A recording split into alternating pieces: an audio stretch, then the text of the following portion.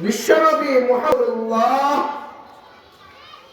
সাল্লাল্লাহু আলাইহি ওয়াসাল্লামের অবর্ণিত হাদিস থেকে ছোট্ট একটা হাদিস পড়েছি। আমি সর্বপ্রথম বলতে চাই,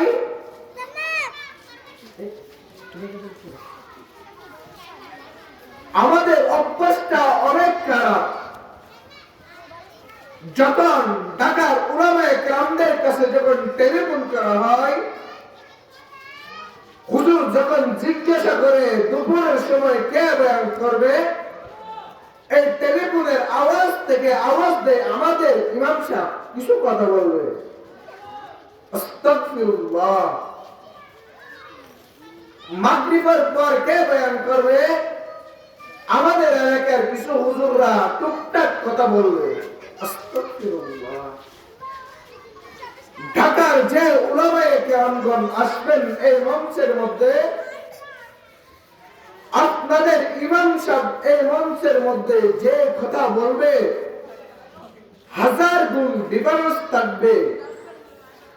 আপনার ইমাম সাহেব আপনার কি ব্যাপারে কথা বলতে হবে, কিভাবে কথা বলতে হবে, ইমাম সাহেব হুজুরের জানা আছে। ঢাকা থেকে যে ব্যক্তি আসবে, সে ব্যক্তি আপনাকে মুহাব্বত দেখায় 1 ঘন্টা 2 ঘন্টা সময় দিয়ে আপনার থেকে বিদায় নিয়ে চলে যাবেন। আপনি যখন ইন্তেকাল হয়ে যাবেন, আপনার জানাজায় শরীক হবে না। আপনি মারা গেছেন কিনা জীবিত আছেন এটা কেউ খোঁজ দিবে না। আপনি ইমাম সাহেবের চেয়ে তাদেরকে ভালোবাসেন, এটা হলো ইমানের দুর্বলতা আপনার। আরে ভাই, যে ব্যক্তি আল্লাহ তাআলা আপনার থেকে জিজ্ঞাসা করবেন আপনি মাফি করছেন কিনা, কিন্তু আল্লাহ তাআলা আপনার থেকে জিজ্ঞাসা করবেন 5 ওয়াক্ত নামাজ পড়ছেন কিনা। মালিকের কাছে কিভাবে দাঁড়াবেন? মালিক কুরআনে মাজিদ में ইরশাদ ফরমান, কুল ইন কুনতুম তুহিব্বুনাল্লাহ, হে নবী আপনি বলে দেন, ফাত্তাবিউনি ইউহিব্বুকুমুল্লাহ,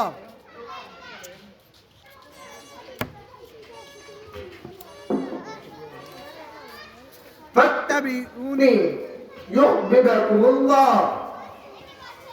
হে নবী আপনি বলে দেন আপনার আল্লাহর অনুসরণ করার জন্য, ওয়ায়াগফির লাকুম যুনুবাকুম ওয়াল্লাহু গফুরুর রহিম। তুমি নবীর সুন্নাতগুলো আঁকড়ে ধরার জন্য বলো তোমার আমার উম্মতদেরকে, এই দুটা কাজ করলে কি হবে? আমি আল্লাহ তাদের জীবনের সমস্ত গুনাহ মাফ করে দেব। আল্লাহ তাআলা যদি আমার আপনার যদি জীবনের সমস্ত গুনাহ যদি মাফ করে দেয়, আল্লাহর কাছে আর কি চাওয়ার আছে? এটাই তো আল্লাহর কাছে চাওয়া, আল্লাহ আমাকে মাফ করো।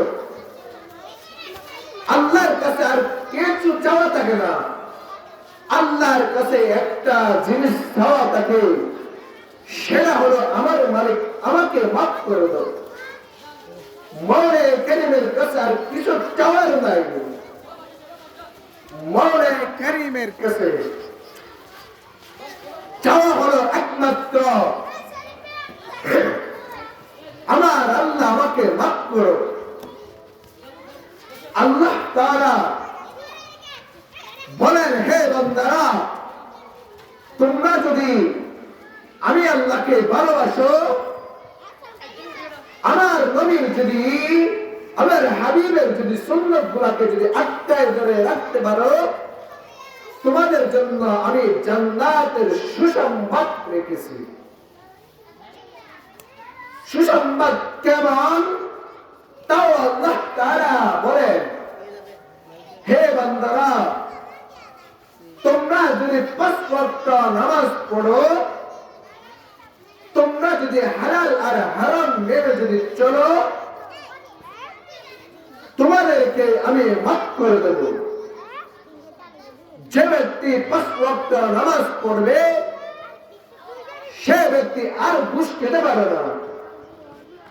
যে ব্যক্তি 5 ওয়াক্ত নামাজ পড়ে সে ব্যক্তি আর হারাম খেতে পারে না। যে ব্যক্তি 5 ওয়াক্ত নামাজ পড়ে সে ব্যক্তি দাঁড়িয়ে থাকতে পারে না। যে ব্যক্তি 5 ওয়াক্ত নামাজ পড়ে সে ব্যক্তি ঘুষ খেতে পারে না। যে ব্যক্তি 5 ওয়াক্ত নামাজ পড়ে সে ব্যক্তি বেহায়াপনা টেলিভিশনের সামনে গিয়ে নাচ গান দেখতে পারে না।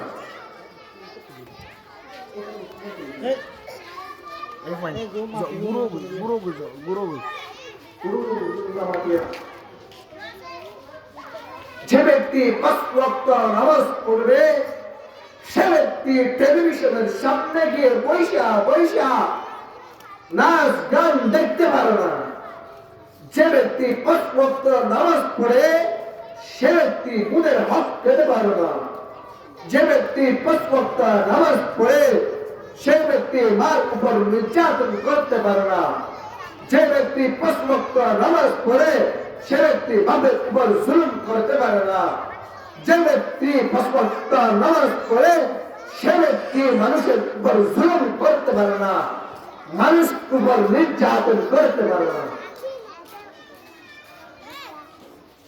ও দক্ষিণ পতাকার কুলের মুসলমান, মালিকের সামনে যে দাঁড়াইতে হবে এটার মধ্যে কোনো সন্দেহ নাই। মালিকের কাছে কিন্তু অবশ্যই অবশ্যই দাঁড়াইতে হবে। আল্লাহ রাসূলের অনেক মুজিজা আছেন। হাদিসের মধ্যে আছেন আল্লাহ রাসূলের 3000 থেকে 3500 পর্যন্ত মুজিজা আছেন। আমি আপনাদেরকে কিছু মুজিজা শোনাই। যখন আবু জাহেল একদিন কিছু পাথর নিয়ে আল্লাহর রাসূলের কাছে এসে বলেন, ইয়া মুহাম্মদ, এই আমার হাতের মধ্যে কি আছে এটা যদি তুমি বলতে পারো আমি তোমাকে সত্যিকারের নবী হিসাবে মেনে নেব। আমার রাসূল প্যারা হাবিব বিশ্বনবী মুহাম্মদুর রাসূলুল্লাহ সাল্লাল্লাহু আলাইহি ওয়াসাল্লাম বলেন, এই পাথর কি? পাথর থেকে কি আমি জিজ্ঞাসা করব নাকি পাথর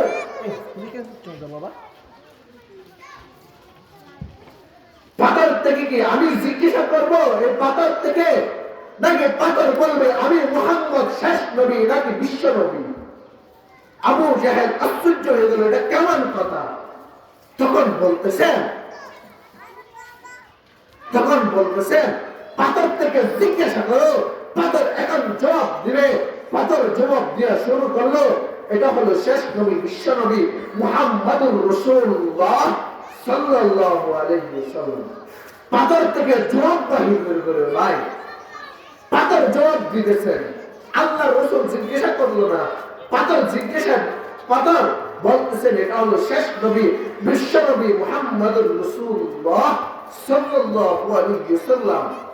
দ্বিতীয় নম্বর মর্যাদা শুনেন আপনারা। এই কথা খোদার কসম করে বলতেছি, আপনারা ঢাকার উলামায়ে কেরাম আসবে কিচ্ছা কাহিনী বলে চলে যাবে, খোদার কসম করে বলতেছি এগুলা কোনোদিন কেউ বলবে না। আল্লাহর রাসূল আরেকদিন এক জায়গা দিয়ে হাঁটতেছেন, আবু জাহেল বলতেছেন, ইয়া মুহাম্মদ, তুমি যে সত্যকারের নবী এটা কেমনে প্রমাণ করবো? তুমি যদি এই যে সূর্যের সালের দিকে তুমি একটা আঙ্গুল দিয়ে ইশারা করে দুই ভাগ করতে পারো, তোমাকে যদি সাক্ষী দেয় তুমি মুহাম্মদ, তোমাকে আমি শেষ নবী হিসাবে মেনে নেব। তখন বলতেছেন, হাই হাই কি বললাম আবু জাহেল, সূর্য আমাকে শুধু তাদের দিকে তাকানোর জন্য, দেখার জন্য প্রতিদিন আমার দিকে তাকায়, তুমি আবু জাহেল এটা কি বললা? তখন ওই যে সূর্য চাঁদ, আমরা বলি সূর্য চাঁদের চেয়ে সুন্দর, সূর্য চাঁদের চেয়ে সুন্দর ছিলেন আমার নবী বিশ্ব নবী মুহাম্মদুর রাসূলুল্লাহ সাল্লাল্লাহু আলাইহি ওয়াসাল্লাম। প্রতিদিন চাঁদ আল্লাহর কাছে দরখাস্ত করত, আল্লাহ আপনার নবী কি আমার দিকে তাকায় না কেন? আমার চেয়ে যদি সৌন্দর্য দেখি আপনার নবী কি আমি দেখি? যিনি আবু জাহেলের সামনে যখন চাঁদের দিকে আঙ্গুলটা ইশারা করলো, চানটা দুই ভাগ পেয়ে গেল। সুবহানাল্লাহ। চান স্বীকৃতি দিচ্ছেন, এটা হলো বিশ্বনবী মুহাম্মদুর রাসূলুল্লাহ। আরেকদিন আল্লাহ রাসূল হেঁটে যাচ্ছেন, তখন আবু জাহেল বলতেছেন, ইয়া মুহাম্মদ, একটা যদি পাথর থেকে একটা যদি গাভী যদি বাইর করো, ওই পাথর থেকে যদি বাইর হওয়ার পরে উটনি যদি এখন যদি বাচ্চা দেয়, আমি তোমার হাতে কলমা করে মুসলমান হব। তখন আল্লাহ রাসূল আল্লাহ তাআলার কাছে দরখাস্ত করলেন, আল্লাহ, আমি যদি টেকে যাই আপনার নবীর কি হবে? আল্লাহ তাআলা তখন ওহী বানালেন, ইয়া মুহাম্মদ, তুমি একটু পাথরের দিকে ইশারা করো। তখন একটা উটনি বাহির হয়ে গেল। উটনি বাহির হওয়ার সাথে সাথে একটা বাচ্চা হয়ে গেল। সুবহানাল্লাহ। এটা হচ্ছে আশ্চর্য বিষয়। কি হতে পারে ভাই?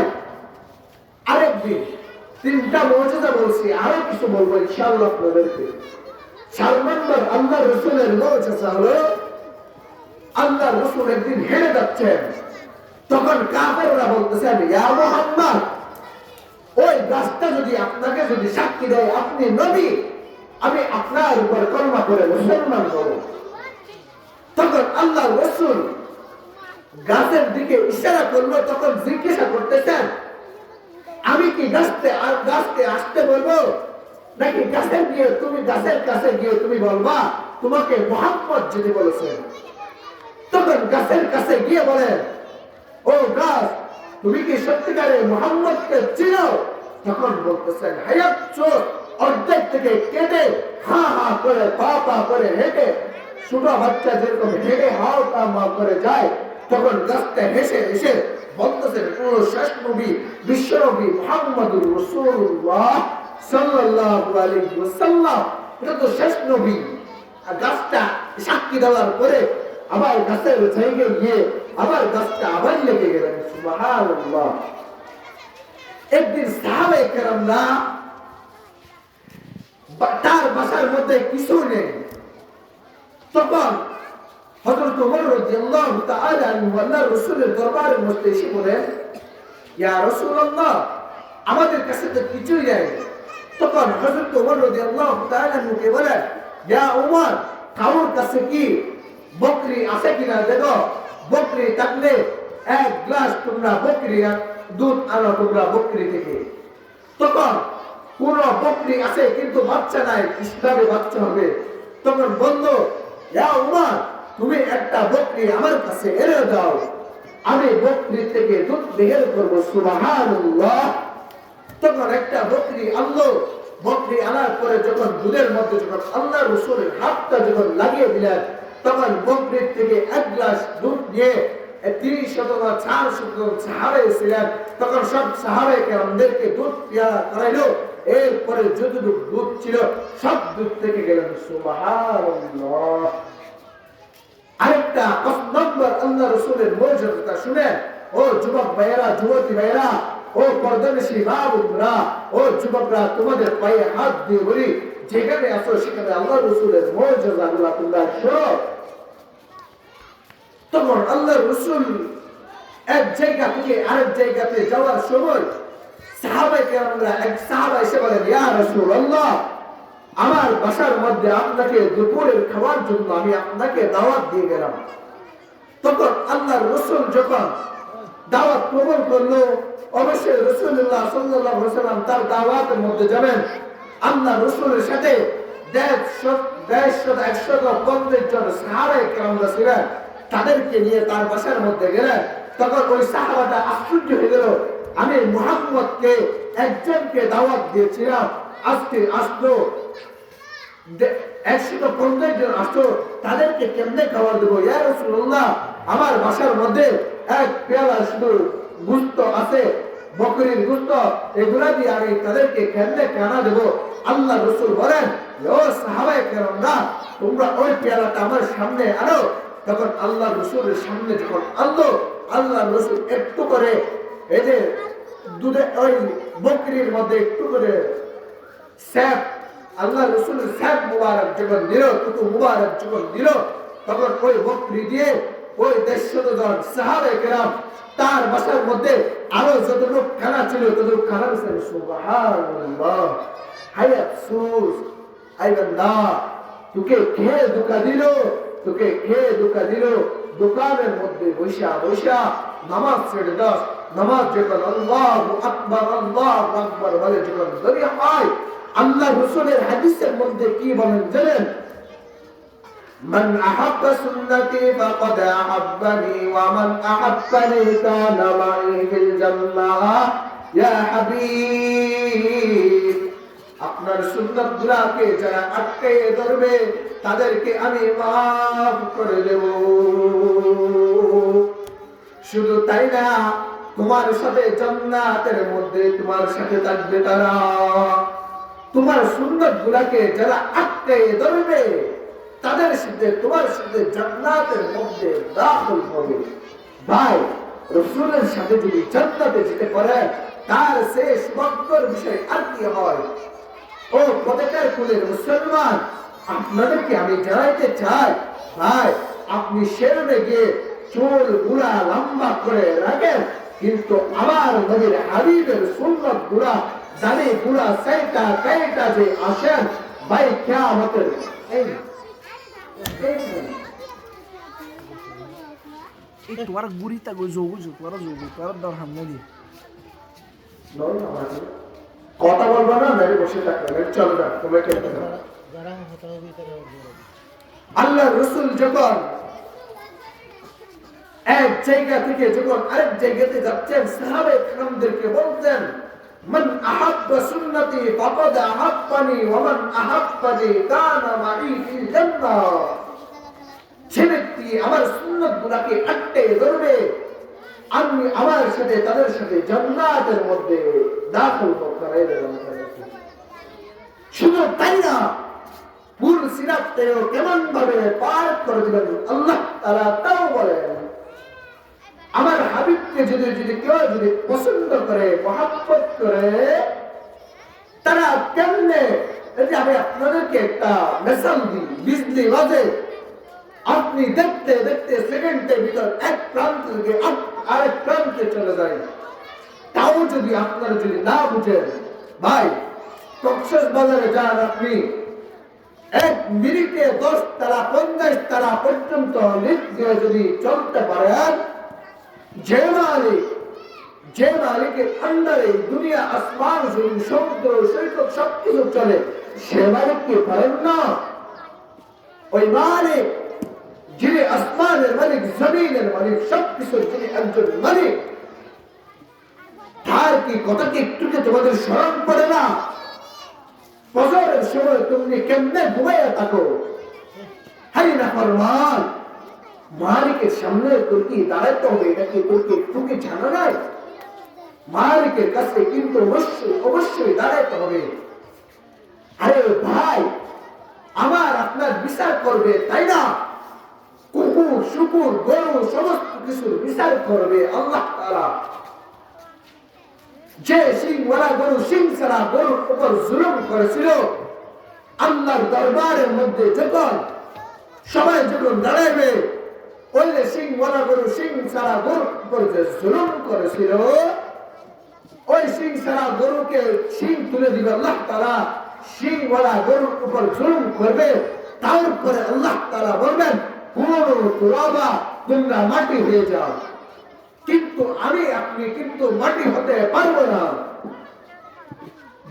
জিন আর মানব জাতিদেরকে আল্লাহ তাআলা জান্নাতে দিবেন, জাহান্নামে দিবেন। এই প্রত্যেকের কুলের মুসলমান ভাইয়েরা, মালিকের কাছে কিন্তু দাঁড়াইতে হবে। মালিক প্রতিদিন ডাক দেয়, প্রথম আসমানের মধ্যে সে ডাক দেয়, আই বান্দারা, কার কি জরুরত আছে, কার কি চাওয়া আছে, তোমরা আমার কাছে চেনাও, কিন্তু ফজরের ওয়াক্তের মধ্যে তোমরা মসজিদে গিয়ে নামাজ পড়ো। আই না ফরমান, কেমনে মুসলমান দাবি করস তুই? ফজরের নামাজ ছেড়ে দিলি, দুপুরের নামাজ ছেড়ে দিলি, আসর ছেড়ে দিলি, মাগরিব ছেড়ে দিলি, এশা ছেড়ে দিলি, তুই আরো দাবি করস মুসলমান। এই মুসলমান, আল্লাহর কসম করে এই বছর নিয়ত করেছি কে আমার ব্যাপারে আমার কাছে মানুষের কাছে আমি কার কাছে প্রিয় হচ্ছি কার কাছে খারাপ করছি এটা চেয়ে কোনোদিন বয়ান করবে না আল্লাহর কালাম ধরে শপথ করেছি কে আমার উপর রাজি হচ্ছে কে আমার উপর নারাজ হচ্ছে এটা দেখে কারোর জন্য আমি কোনোদিন বয়ান করবো না মালিককে রাজি করার জন্য আমি বয়ান করবো কোরআন ধরে শপথ করেছি আল্লাহ তুমি আমাকে তৌফিক দিও আল্লাহ তুমি আমাকে তৌফিক দিও আই নাফরমান আল্লাহ প্রথম আসমানের মধ্যে সে ডাক দেয় আই বান্দারা কেমনে তুই নামাজ গুলা চালাস কেমনে আমার হাবিবের সুন্দর গুলাকে তুই আটকে ধরতে পারস না কেমনে নামাজ চালাস শুধু তাই না সবচেয়ে আমাদের প্রাণীর ভিতর হলো নির্দিষ্ট হলো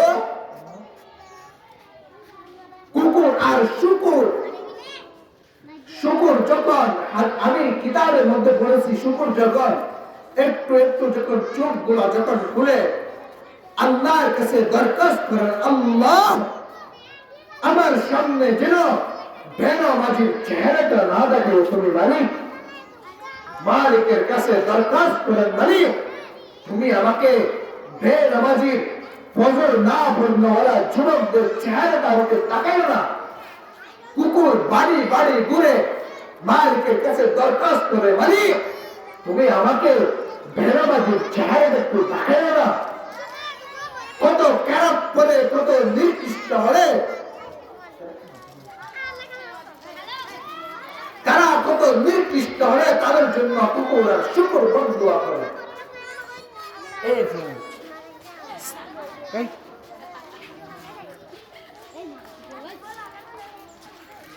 ভাই বান্দারা যাদের খাওয়ার ভোক লেগেছে তারা তারা খাই না ছোট ছোট বাচ্চাগুলা বসে আছে তাদের তো খিদা লাগে না ভাই হায় আফসোস কেমনে নামাজ গুলা চালাস আমার নবীর সুন্নাত গুলার মধ্যে দাঁড়িয়ে গুলার মধ্যে কেসি আর ছুরি দিয়ে নাপিতের কাছে একজন ইহুদি খ্রিস্টানের কাছে গিয়ে দাঁড়িয়ে গুলা কেমনে চালাস তোর কি আমার রসুলের কাছে একদম মহাব্বত নাই তুই আমার নবীকে মহাব্বত করিস না এমনি বলস হাবিবের কাছে তোর মহাব্বত আছে শপথ করে বলতে পারবো তোর যদি মহাব্বত থাকে তুই কেমনে দাঁড়িয়ে গুলা ছাড়াস যে ব্যক্তি দাঁড়িয়ে ছাড়ে দাঁড়িয়ে কাটে এক মুষ্টের বাহিরে এক মুষ্টের ভিতরে যে ব্যক্তি দাঁড়িয়ে কাটে দাঁড়িয়ে ছাড়ে সে ব্যক্তি মায়ের সাথে যে গুনাহ যেটা করলে কবিরা গুনাহ হয় সে ব্যক্তি কবিরা গুনাহ খাওয়ায়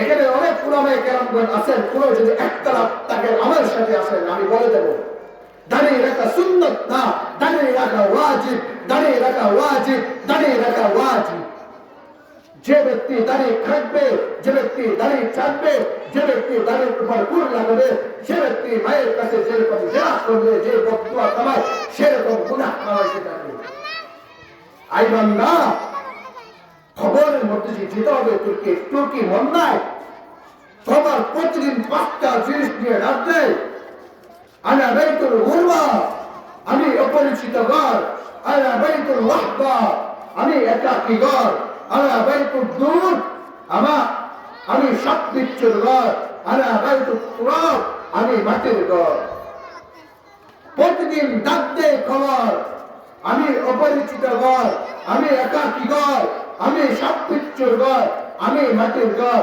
তোমরা আসার সময় সাথে নিয়ে আসিও আই মুসলমান পায়ে হাত দিয়ে বলে যুবক আই যুবক তুই মনে করস তোর রাজনৈতিক কারণে তোর এলাকা কাপাস তোর সব রামো কাপাস কক্সেস বাজার কাপাস পুরা বাংলাদেশ কাপাস শুধু তাই না ভাই তুই শুধু রাজনীতি করে দুনিয়া কাপাস তাই না তোর সিজদায় আল্লাহর আরশ কবে তুই যখন চেষ্টা দিয়ে যখন বলস সুবহান রাব্বিয়াল আলা তুই যখন আমার আল্লাহকে যখন পবিত্র বলস আমার আল্লাহ তোর জীবনের সমস্ত গুনাহ মাফ করে দেয় আল্লাহর আরশটা তত্তর করে কাঁপতে থাকে আই নাফরমান কেমনে নামাজগুলো চালাস তুই কেমনে নামাজগুলো চালাস আমাকে একটু বুঝে না তুই কেমনে আমার নবীর সুন্নাতগুলোর উপর দাঁড়িয়ে উপর আক্রমণ করছ একটু আমাকে বুঝা না ভাই আমিও তো তোর মতন যুবক, আমি তো চাইলে দাঁড়িয়ে গুলা কাটতে পারতাম, দাঁড়িয়ে গুলো চাটতে পারতাম, কিন্তু কাটি না চারি না কেন জানো? দাঁড়িয়ে রাখা ওয়াজিব, দাঁড়িয়ে রাখা ওয়াজিব, দাঁড়িয়ে রাখা ওয়াজিব। তুই যদি আজ থেকে যদি কিয়ামত পর্যন্ত যদি কাবা ঘরটা যদি মাথায় নিয়ে যদি তাকাস, কিন্তু তোর দাঁড়িয়ে চাড়া তোর দাঁড়িয়ে কাটা, তুই কিয়ামত পর্যন্ত তোর জেনা গুনাহ করতে থাকবি, তুই জেনা গুনাহ করতে থাকবি। তুই যখন নামাজে যাস তখনও গুনাহ কামাস, কবিরা গুনাহ কামাস। তুই যখন কাবা ঘর যখন তওয়াফ করস তখন কাবা ঘর সময় তখন তুই জেনার গুনাহ কামাস। আই বান্দা, কি জবাব দিবি মালিকের কাছে? মালিক ডাক দিয়ে বলেন, মা লিহাযাল কিতাব লা ইউগাদিরু সগীরাতাও ওয়ালা কাবীরাতাম ইল্লা আহসাহা ওয়া ওয়াজাদু মা আমিলু হাদিরা ওয়া লা ইয়াজলিমু রাব্বুকা আহাদা। আই বান্দারা, তোদেরকে আমি একটা আমলনামা দেব, যে আমলনামার মধ্যে ছোট থেকে ছোট, বড় থেকে বড় সব গুনাহ ওই আমলনামার মধ্যে লিপিবদ্ধ হয়ে যাবে। আল্লাহ শুধু তাও ডাক দেন তাই না, ফালাহু আযাবুন আলীম। আল্লাহ শুধু একবার ডাক দেয় না, দুইবার করে ডাক দেয়, ফালাহু আযাবুন আলীম, ফালাহু আযাবুন আলীম। যারা নামাজ ছাড়া, যারা নবীর উপর আক্রমণ, দাঁড়িয়ে উপর আক্রমণ করে, তাদের জন্য বড় শক্ত আযাব রেখেছি, তাদের জন্য বড় শক্ত আযাব রেখেছি। আই বান্দা, তোর নেতা আসলো কক্সবাজারের মধ্যে, তুই নামাজ ছেড়ে দিয়ে এখানে বসে থাকস। একজন বড় মুফতি আছেন বাংলার দেশের মধ্যে, মুফতি মনে হয় উকিয়ার এদিকে আসছেন, আহলে হাদিস মুফতি আব্দুর রাজ্জাক বিন ইউসুফ। কুত্তার বাচ্চা, সে কুত্তার বাচ্চা বলেন, আমার হাবিবের মা আর বাবা নাকি জাহান্নামে যাবে, নাউযুবিল্লাহ মিন যালিক। এক ব্যক্তি তার কাছে প্রশ্ন করলো, হুজুর, আল্লাহর রাসূলের মা বাবা কি জান্নাতে যাবে নাকি জাহান্নামে যাবে?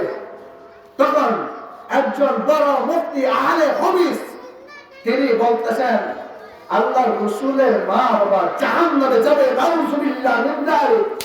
ওই কুত্তার বাচ্চাকে নাকি উকিয়ার মধ্যে আনতেছে, কালকে যেখানে মাহফিল করলাম সেখানে শুনতেছি ওই কুত্তার বাচ্চাকে নাকি এখানে আনতেছে। যারা যাদের আবু লালা মদুরি, যিনি রাসূল দাবি করেছেন, শেষ নবী দাবি করেছেন, আমার নবীর পরে নবী নাই, সাহাবায়ে কেরামদেরকে যারা সত্যের মাত্রাকে মানে না, তারা কাফের, তারা কাফের, তারা কাফের। আমার নবীর পরে যারা নবী দাবি করে তারা কাফের, তারা কাফের, তারা কাফের। যারা তাদের অনুসরণ করবে তারাও কাফের, যারা তাদেরকে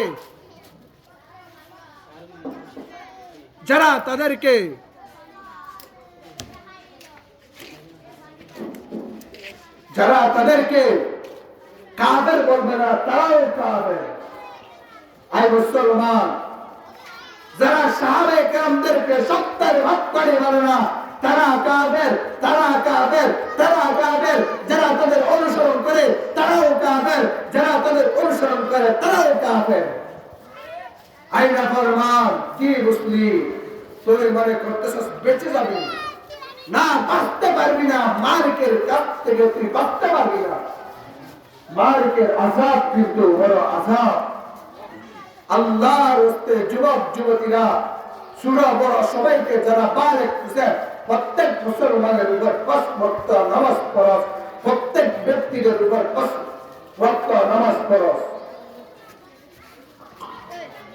আল্লাহর রাস্তে আপনারা ভাই আমার নবীর সুন্নাত গুলাকে জানে গুলা কাটবেন না, ছাড়বেন না। মালিকের কাছে কিন্তু দাঁড়াইতে হবে।